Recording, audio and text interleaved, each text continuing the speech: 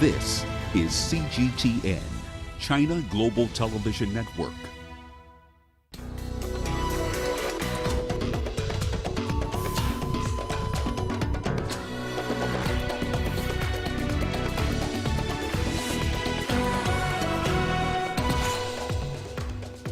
World Bank commits $12 billion for COVID-19 vaccinations across Africa.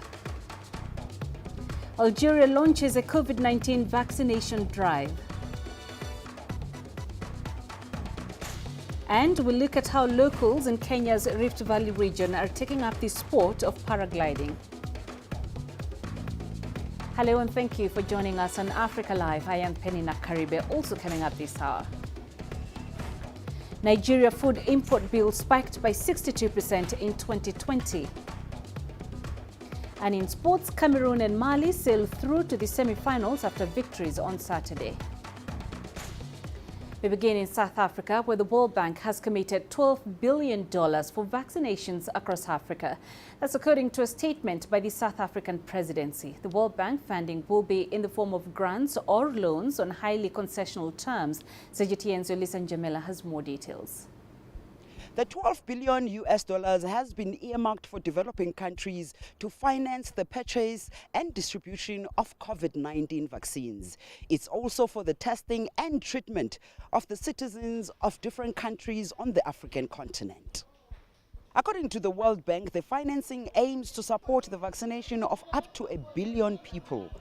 The cost of vaccinating 60% of Africa's 1.3 billion people would cost between 10 billion and 15 billion US dollars. That's according to the Africa Centers for Disease Control, or Africa CDC. So far, the continent has not been able to keep up with the rollout of the vaccines, unlike the developed nations. The richer nations managed to secure the jabs earlier on. The Africa CDC says the African continent has so far secured 36% of its vaccine needs. 25% of the doses are to come from the COVAX initiative. Another 11% are expected from a separate African Union program. In a statement by the South African presidency, AU Chair Cyril Ramaphosa expressed disappointment that developing economies on the continent were facing challenges in accessing vaccines. The disappointment, he said, has been enhanced by the knowledge that a number of clinical trials for the same vaccines were carried out here on the continent. Since the outbreak of the COVID-19 early last year, the World Bank has committed some $25 billion US dollars for African countries to support their health and economic recovery. Ulysses Jamela for CGTN in Johannesburg, South Africa. Algeria has joined African countries like Morocco and Seychelles in rolling out COVID-19 immunization drives. The country started vaccinations on Saturday. Algeria has launched a nationwide vaccination drive. Healthcare workers, the elderly, and those with chronic diseases will be the first to get vaccinated.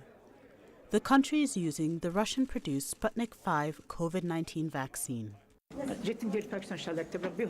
I came here to get vaccinated, and I hope everyone will get the vaccine. I have just taken it and everything is fine.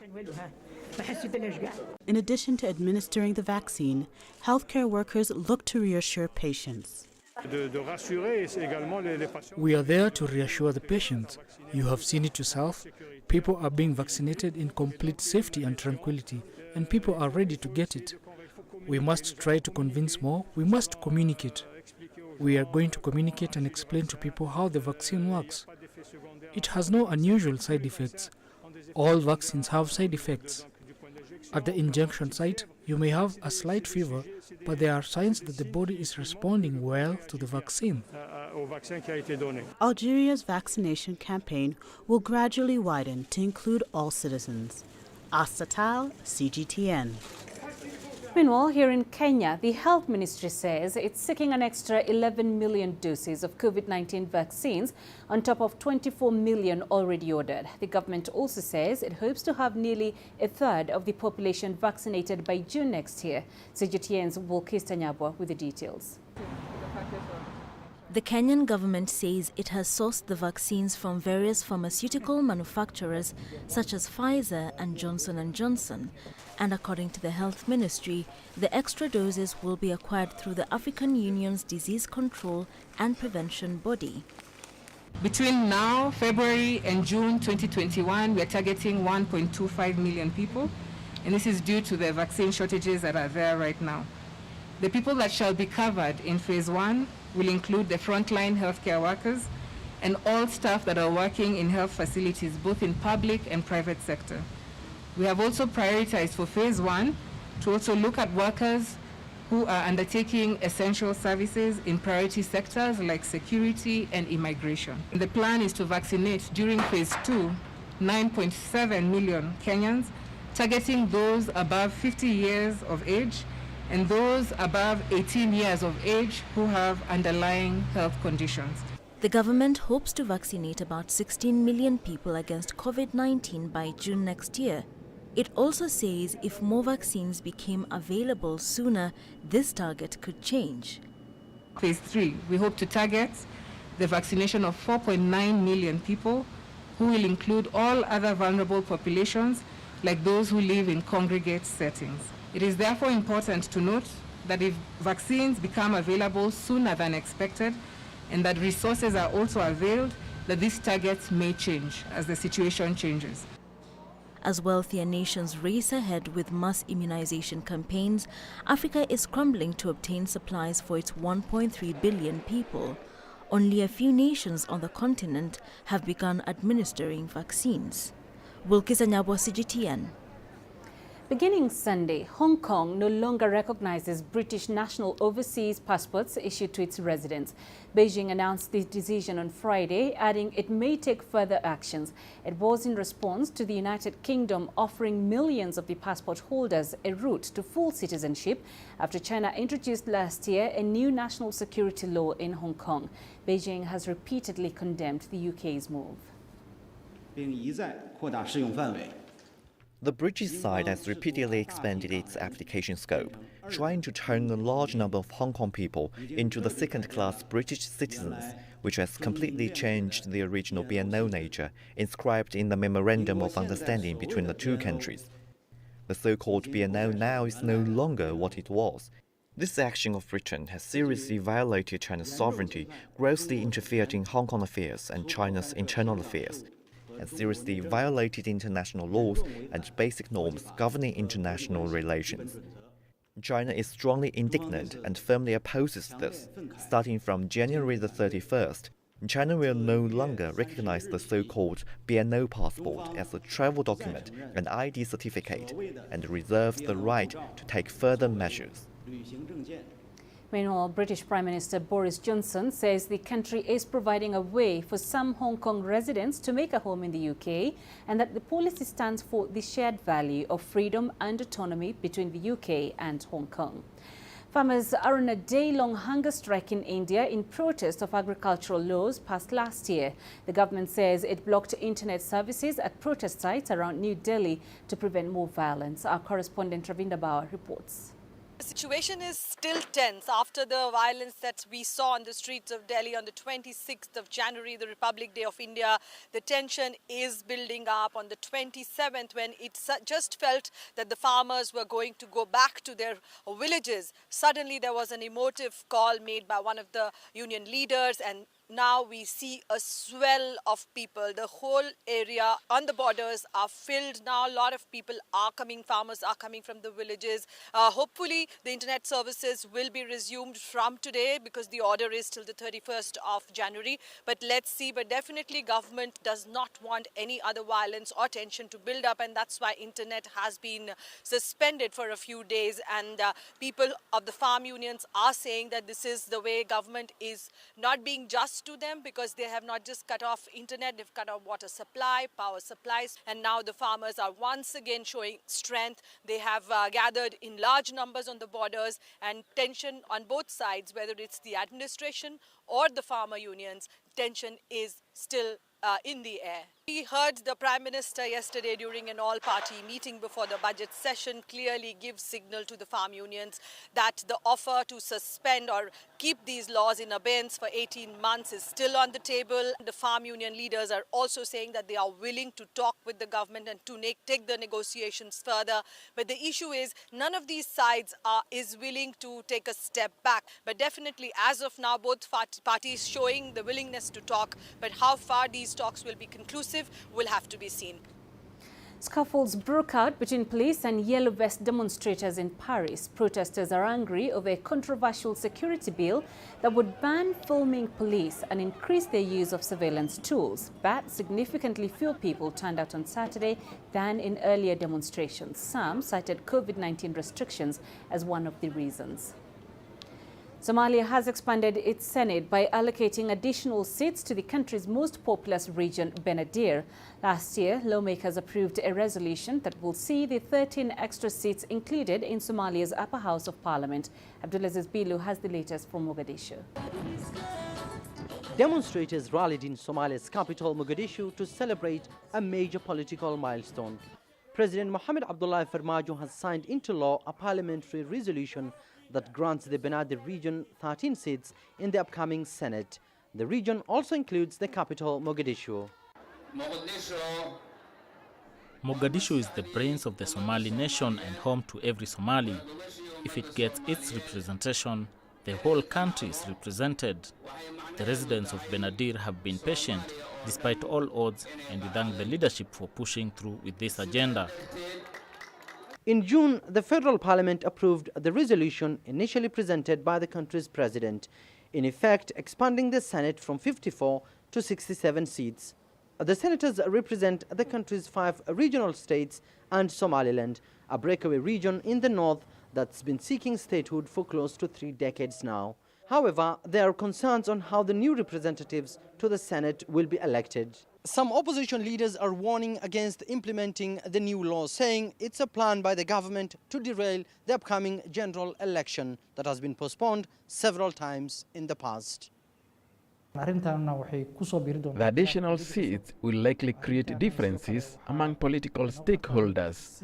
It can create a rift between regional states because many see this as a political gamble by the current administration.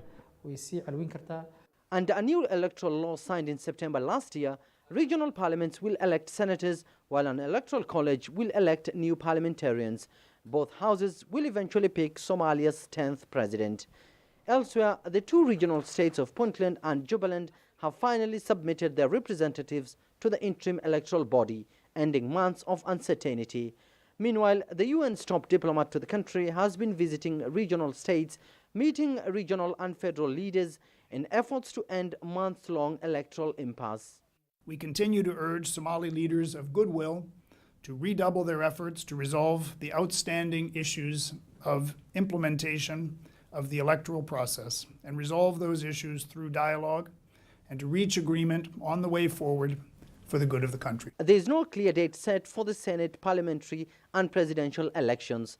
The official term for both houses of parliament ended in November and December 2020, while President Mohamed Abdullahi Farmajo's official tenure ends on the 8th of February.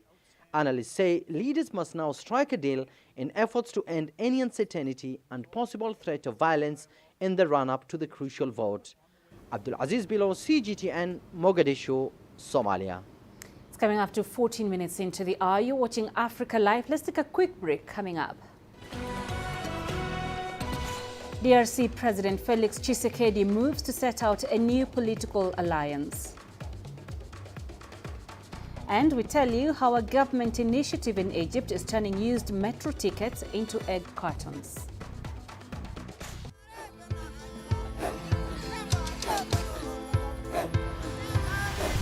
Africa is a continent of diversity, with varied climates and enchanting geography, and a people so distinct, but with a shared enduring spirit.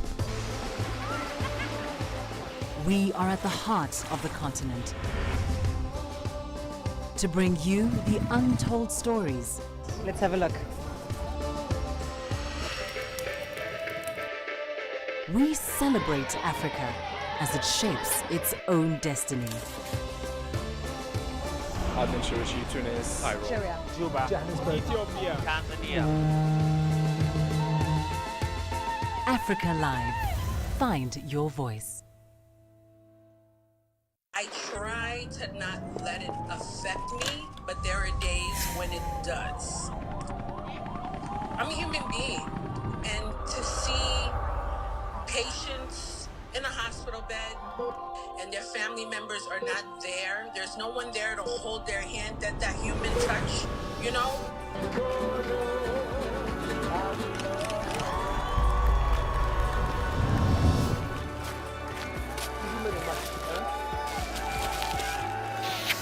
I just hope everyone can remember that the situation is not permanent and that everything will get better eventually.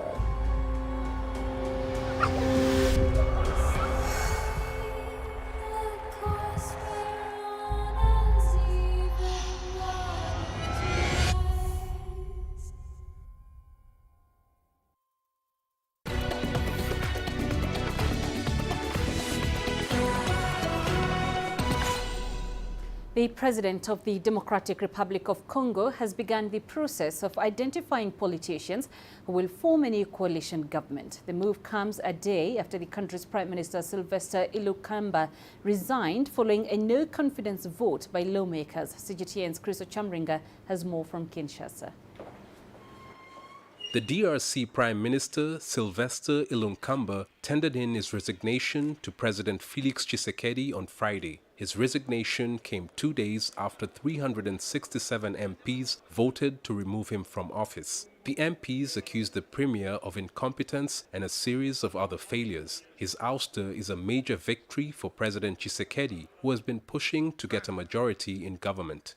The president had a prime minister with whom he could not collaborate.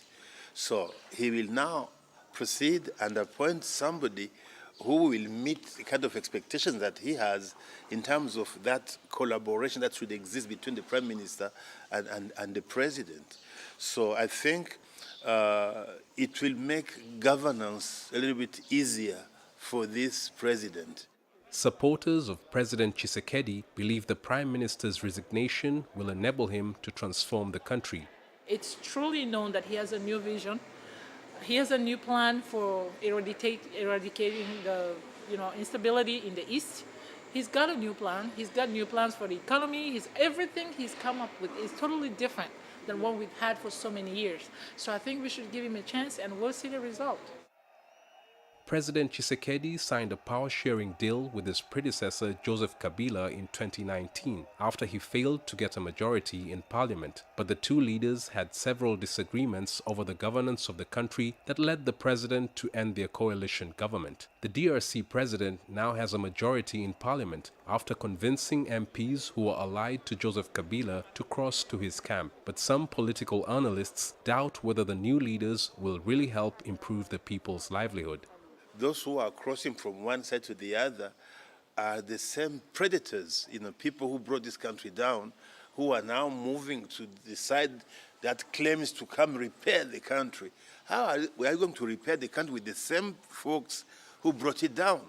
And that is the key challenge that this regime will now have, how to change the mentality of this gathering of sheep and wolves, and everybody is together. The UN recently warned that the political developments in the DRC could slide the country into conflict. The DRC Prime Minister is the latest victim of a power struggle between President Tshisekedi and former President Joseph Kabila. The former Speaker, Janine Mabunda, was the first. She was removed from office last December by legislators allied to President Tshisekedi. Their removal will enable the president to get a majority in the executive and the legislature under his new political outfit known as the Sacred Union. Chris Ochamringa, CGTN, Kinshasa, Democratic Republic of Congo. France has announced plans to scale down its operations in Africa's Sahel region following what it calls successes against jihadist groups. The plan would see France reduce its over 5,000 troops that have been fighting terrorism in the region under Operation Barkhane. CGTN's Digi Badmas reports.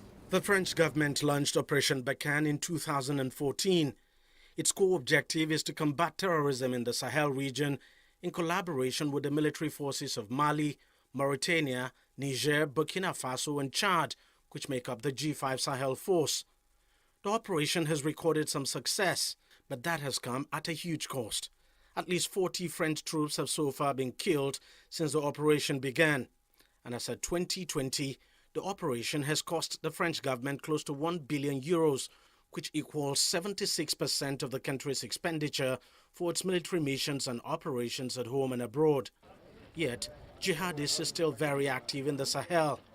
The French government now says it is trimming down its over 5,000 troops in the region, citing successes recorded in the past year. The economic realities that France as a country is facing right now also makes it almost paramount that he withdraws or reduces the troop strength in the Sahel. French authorities say a final decision on the issue will be made at the next joint summit of France and the G5 Sahel countries to be held in February in Chad's capital, N'Djamena. What impact the reduction in French troops could have on the ground is still open to debate. So where France reduces their strength, I can bet you either the US or another of the European countries will increase their presence. Bottom line is all the Western world understands the significance of the presence of their troops in the Sahel, and so they are not going to abandon the Sahel. Definitely not now. In the coming weeks or months, the Takuba Force, a special joint force of European troops, will begin operations in the region. It will also work alongside the G5 Sahel force. Frankly, I've never been in support of having an autonomous G5 when two of the countries in the multinational joint task force are also members of the G5.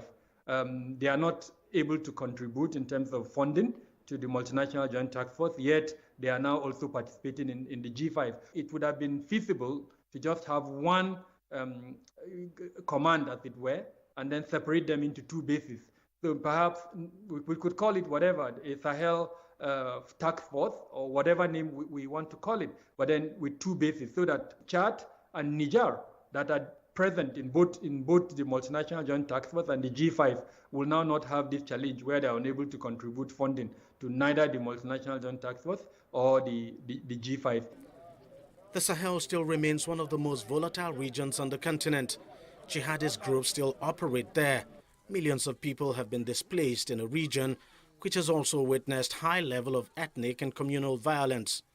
Bringing lasting peace to the region will take more than what is being done at the moment. Deji Badmus, CGTN, Lagos, Nigeria. The Egyptian government is expanding its environmental sustainability programs. One of these programs is recycling waste from the streets of the country's capital. This includes an initiative to recycle Cairo's metro tickets into egg cartons. Here's Adel Mahrouri with more on that story.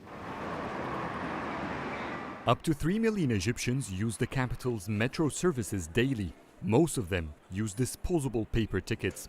That makes the metro one of the largest paper waste producers in the country. Thanks to this factory, all that waste paper gets recycled. We use up all the country's metro ticket waste. We add recycled notebooks to produce egg cartons. The metro tickets are then turned into dough, then molded before entering a furnace to get dried. We then distribute it to our egg production facilities to fulfill our sustainability plan. Using the recycled colored metro tickets has given the factory a bit of an edge over competitors in Egypt. It added a bit of color to the regular bluish-gray egg cartons usually produced. This facility is part of the Egyptian General Cooperative Association for Agricultural Reform. Its main task is to enhance sustainability among state-owned agricultural and farming production arms. We initiated the project due to our high demand for egg cartons. We have 6 egg production facilities. We need around 13,000 cartons a day. The factory was established in 2013 to cover our needs. We recently modified the factory to expand production and cope with the market growth.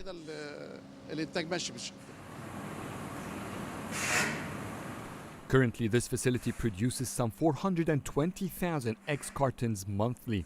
With the recent modifications introduced to the factory, it is slowly moving towards abundant production. A pack of 100 cartons gets sold for about $4.5 in the local market. So with this rather simple technique, recycling is saving some $227,000 annually for the Agriculture Ministry's eggs production arm. Adil Mahroui, CGTN, Cairo. Paragliding is a form of extreme sport founded in the early 1980s by people who were interested in aerial sports. Iten, in Kenya's Rift Valley region, may be best known for its long-distance runners, but a few locals have also taken up paragliding. They use the knowledge shared by foreign paragliders who trained them and take to the skies when the weather is friendly. Wilkis Tanyabwa tells us more. With a little pull here, a tug there, and a running start, Peter Kibet Karanja ascends to the sky on wings that seem as light as air. He quickly turns into a speck, turning this way and that as the wind carries his parachute across the valley. For over 15 years, Peter has been a common sight in Kenya's Kerio Valley, first as he learnt the ropes and then as a passionate paraglider, borne by brightly colored wings. It all started when he was 7. He saw several foreign tourists who visited the area to paraglide. Peter made his own wings from polythene bags. They never took off, but they caught the eye of an instructor. I find a friend called Marcos from Germany, and he teach me how to paraglide because they saw that polythene paper I made. As Peter's skills grew, his friends helped him acquire better equipment. On days when the sky is clear and the wind friendly, he spends hours in the air. Naweka music kwa simu. When I'm up there, I play some music and dance or do maneuvers. It's nice. Sometimes I whistle to call the bands and we play. I'm careful, of course. Peter is one of 9 Kenyan paragliders who make up the Kenya Paragliding Group. To earn a little money, he teaches locals and foreigners the basics. The thermal currents in these escarpments provide a lift that enables paragliding pilots to enjoy long flights over scenic landscapes. In 2017, paragliding in Kerio was halted after a Czech glider fell to his death. But now the gliders are back. Foreigners register with the Paragliding Association of Kenya. Locals, however, are still seeking support. I think my future lies in paragliding because it's my talent and it's also a sport. Abroad, it's both. So we would like the government to help us to get equipment to train others so that we can establish the sport and compete abroad with others. A few years back, Peter suffered a crash. Basic paragliding equipment can cost between $3,000 to $6,000 per person. So by day, Peter works at a nearby restaurant, saving up to fund his passion. His home falls under the greater Iten town, the home of athletic champions. He too dreams of one day making his hometown and his country proud. The Kerio Valley region is one of the few places in the country where one can take part in paragliding activities, an activity that sets the heart racing, and paragliders in Kenya say with more government support, they will be able to share their passion with the world. Wilkis Tanyabwa, CGTN in Kerio Valley, Kenya. Coming up in business news. Nigeria food import bill spiked by 62% in 2020.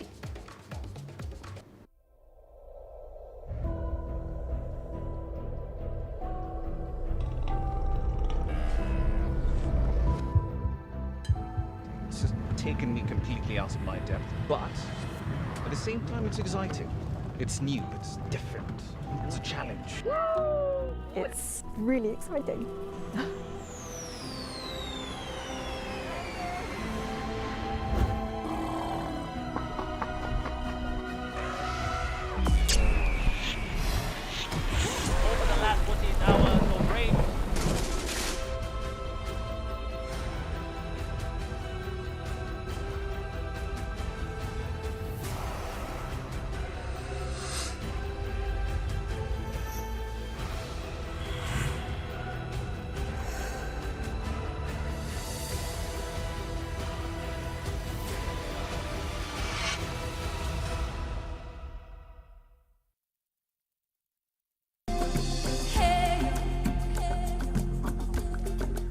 Accra is my kind of city. That's because when I'm here, I feel like I'm back home in Lagos or Abidjan, which are two of the major cities I grew up in.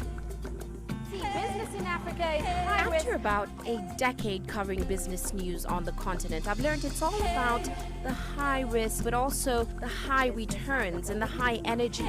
You simply have to adjust in order to keep pace. When I started out as a journalist, my dream was to open people's minds to the different perspectives. From the CEO in the boardroom to the trader out in the street, we all have different stories. From Accra to Addis Ababa, from Cairo to Cape Town, and I wouldn't have it any other way. Here at CGTN, we realize that Africa is on the move, and it's moving fast, but we're moving right along with it. I'm Ucheo Koronkwo, and I'm a business anchor and reporter at CGTN.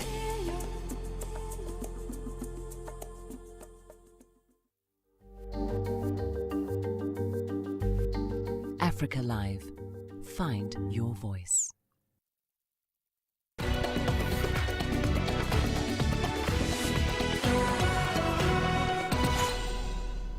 Nigeria's government spent $4.6 billion on food importation between January and September 2020.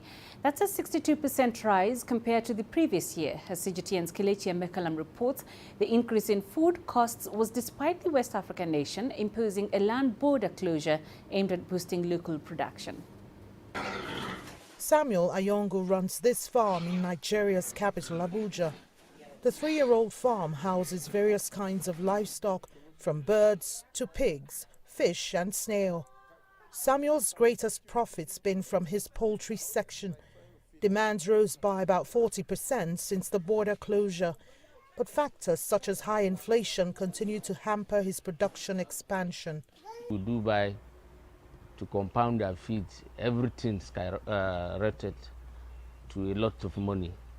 So that really costs a lot on the farm. A ton that you used to maybe the corn and other additives that you can use about 50,000 naira to get a ton of it for as feed. Now you are spending up to 80, 90, in some cases 100 to produce just a ton of feed. So it really costs a lot on the farm. Nigeria shut down its land borders in August of 2019 to boost local production and reduce importation. But smuggling has been on the rise. The country's food import bill spiked by 62% in 2020 to hit $4.65 billion, a problem that's constantly threatening economic growth. We didn't sustain the border closure long enough to be able to actually totally harvest the gains of border closure before reopening it again. You must realize that for every product you import into Nigeria, you have exported jobs out of Nigeria. You're exporting jobs, you're exporting our opportunities, you're exporting our wealth. We don't want to look at even the capital flight that goes into importation, especially considering the current foreign exchange position. And with that trend, our GDP will suffer adversely.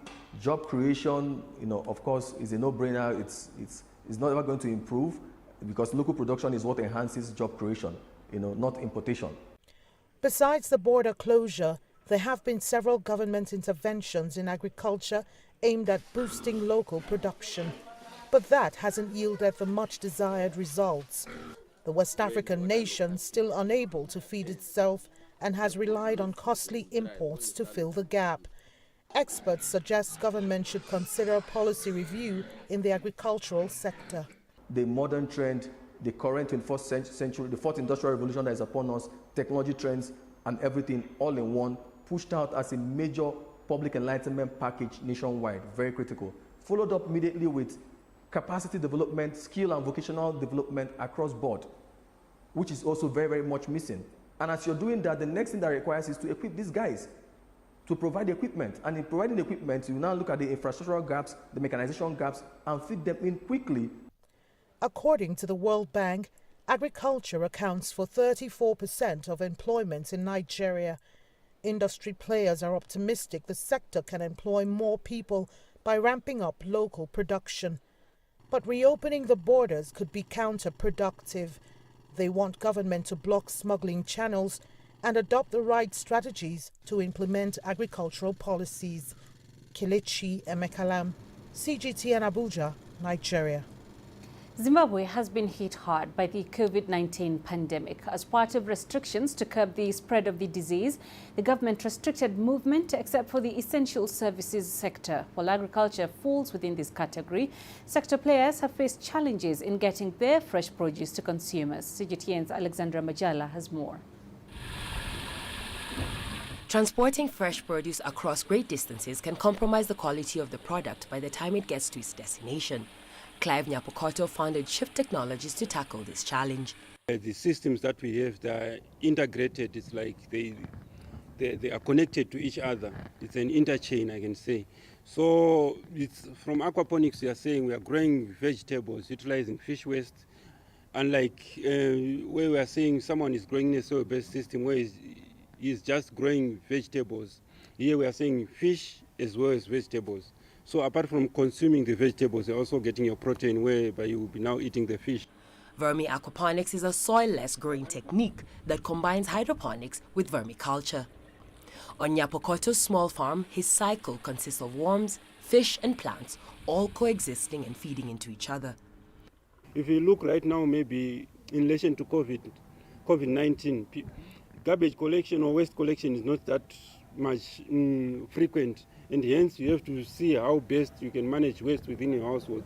So everything that is biodegradable, that can decompose, we give it to the worms to the maggots. Then we get production of maggots, which we later on use to feed our fish. For this Zimbabwean startup, sustainability in meeting the fresh produce demands in this time of COVID-19 does not necessarily mean huge farming land and expensive inputs. It means maximizing on that which is already available. Alexandria Majala for CGTN. The Algerian government has granted authorization to 4 companies to import vehicles into the country. The cost of importing cars allowed to supply the Algerian market must not exceed $2 billion. That's according to Algeria's Minister of Industry, Ferhat Ait Ali. Observers believe that stopping car imports following the country's political crisis in the past 2 years has driven up the prices of cars on the national market. However, the industry minister said freezing the importation of used vehicles that are less than 3 years old is due to several technical and legal obstacles. I think that if citizens were allowed to import used cars less than 3 years old, as was the case in the past, prices would have fallen significantly. The reason for the current situation is that demand is more than supply, which is what made the prices madly high. Many farmers in Kenya's Kitui County rely on beekeeping as a source of income. Some are now adopting modern practices to produce more honey and earn more sweet returns in the process. CGTN's Nick Mudimba has that story. Beekeeping has been the backbone economic activity of so many families in Kenya's Kitui County. The area is renowned for the production of good quality honey, and this has helped improve the lives and livelihoods of so many farmers. But conventional ways of bee farming are slowly fading away, with modern beehives, practice and technology now taking center stage as farmers move to increase honey production. The beekeepers here in Kitui County are so good at their work that farmers from other counties in Kenya come here for benchmarking. These are farmers who have come from neighboring Kilifi County in Kenya's coastal region. The Kitui people have had a history with honey, so that also motivated us or drove us to come to Kitui. The county has over 5,000 beekeepers with an estimated 30,000 traditional beehives. They're embarking on a program that has the potential to produce 400 metric tons of honey annually. According to the farmers, they need capacity building programs that will assist them produce even more honey. In bee farming is whereby you do strict management of your beehives, and there you'll find that whatever the problem occurs in your beehives, you'll find that you know it earlier and then you correct it. The modern beehives have made harvesting of honey easier for bee farmers. They don't have to climb trees. as these hives are kept at lower heights.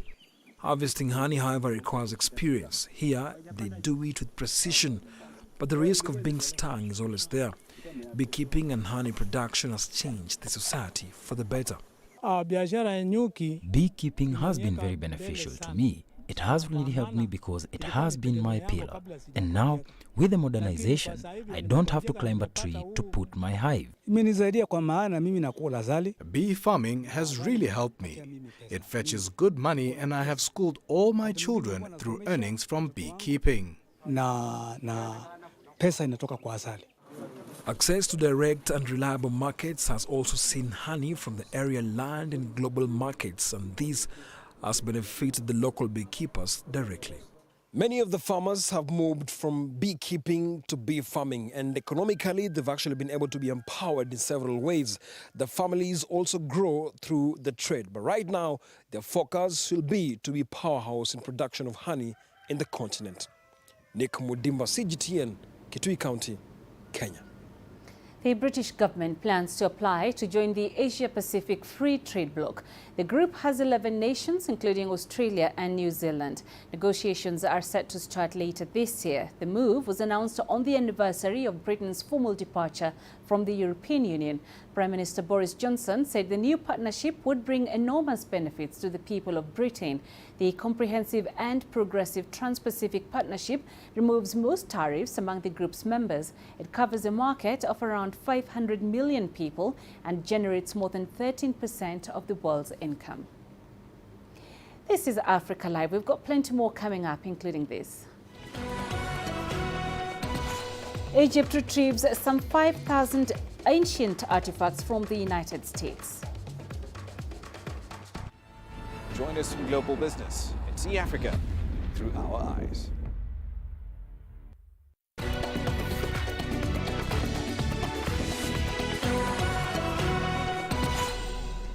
Egypt has retrieved some 5,000 ancient artifacts from the United States after negotiations that started in 2016. These items were previously housed at the Museum of the Bible in Washington, D.C. Yasser Hakim has more from Cairo. The 5,000 ancient items Cairo received from Washington are a mix of funeral masks, statue heads, manuscripts, and parts of coffins. The manuscripts are written in Coptic language and Greco-Roman scripts, as well as religious manuscripts from Christian and Arabic languages. The items are from different periods. Some are from the Coptic times, while others are from the Islamic period and the Roman era. The pieces are said to have been illegally excavated and smuggled to the United States. It took nearly 5 years of talks to get them back home. Retrieving these ancient artifacts is important because they have been stolen, and secondly, because they represent different periods in Egypt's ancient civilization and could give us more insight about the different eras in Egypt's history. Cairo has always found it difficult to regain its stolen artifacts from abroad, in spite of international law and UN resolutions backing Egypt's rights. It's a crucial point because many countries don't abide by our laws. Trade in antiquities is legal in these countries. Anyone who holds these looted artifacts doesn't want to give it up easily, especially states that haven't signed the UN agreements pertaining to antiquities rights. In such cases, we try to strike bilateral deals with them. Experts and officials say this week's success has given them the push to work harder and restore more of Egypt's ancient treasures. Negotiations are ongoing and we're demanding the handover of most precious monuments in the world, such as the Zodiac, the Rosetta Stone, and Queen Nefertiti's head statue. We're optimistic they will be returned to Egypt.